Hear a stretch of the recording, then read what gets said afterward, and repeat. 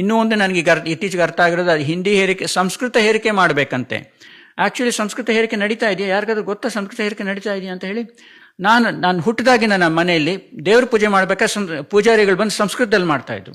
ನಾವು ದೇವಸ್ಥಾನಕ್ಕೆ ಹೋದ್ರೆ ಪೂಜಾರಿಗಳು ಸಂಸ್ಕೃತದಲ್ಲಿ ಪೂಜೆ ಮಾಡ್ತಾರೆ. ಯಾಕ್ರಿ ದೇವ್ರಿಗೆ ನಮ್ಮ ಭಾಷೆ ಅರ್ಥ ಆಗೋದಿಲ್ವಾ ಅಂತ ಸರ್ವಾಂತರ್ಯಾಮಿ ಅಷ್ಟು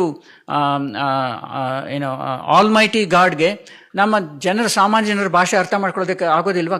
ಕಲಿಸೋದಕ್ಕೆ ಆಗೋದಿಲ್ವಾ ನಾವು? ಒಂದಾನೊಂದು ಕಾಲದಲ್ಲಿ ಆ್ಯಕ್ಚುಲಿ ಸಂಸ್ಕೃತ ಒಂದು ಜ್ಞಾನ ಭಾಷೆ ಆಗಿತ್ತು.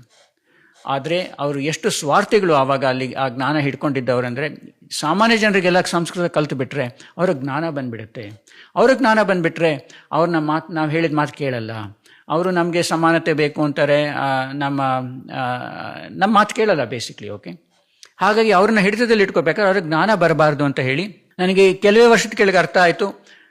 ಎಂಥ ಪದ್ಧತಿ ಇತ್ತು ಸಾವಿರಾರು ವರ್ಷಗಳಿಂದ ಇಲ್ಲಿ ನಮ್ಮ ಈಗ ಏನು ಭಾರತ ಅಂತ ಕರಿತೀವಿ, ಈ ಭೌಗೋಳಿಕ ಪ್ರದೇಶದಲ್ಲಿ ಈ ಸಂಸ್ಕೃತ ಬರೋರು, ಮೇಲ್ಜಾತಿಯವರು ಯಾರಾದರೂ ಶೂದ್ರರಾಗಲಿ ದಲಿತರಾಗಲಿ ಸಂಸ್ಕೃತನ ಕೇಳಿಸ್ಕೊಂಡ್ರೆ ಅವ್ರ ಕಿವಿಯಲ್ಲಿ ಕಾದ ಸೀಸ ಹಾಕ್ತಾ ಇದ್ರು ಅಂತ ನನಗೆ ಗೊತ್ತಾಯ್ತು.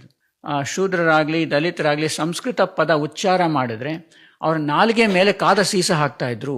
ಅವ್ರಿಗೆ ಪನಿಷ್ಮೆಂಟು, ಸಂಸ್ಕೃತನ ಕೇಳಿಸ್ಕೋಬಾರ್ದು, ಸಂಸ್ಕೃತ ಪದ ಆಡಬಾರ್ದು ಅಂತೇಳಿ. ಯಾಕೆ? ಅವರಿಂದ ಜ್ಞಾನ, ಅವರನ್ನ ಜ್ಞಾನದಿಂದ ದೂರ ಇಡಬೇಕು ಅಂಥೇಳಿ.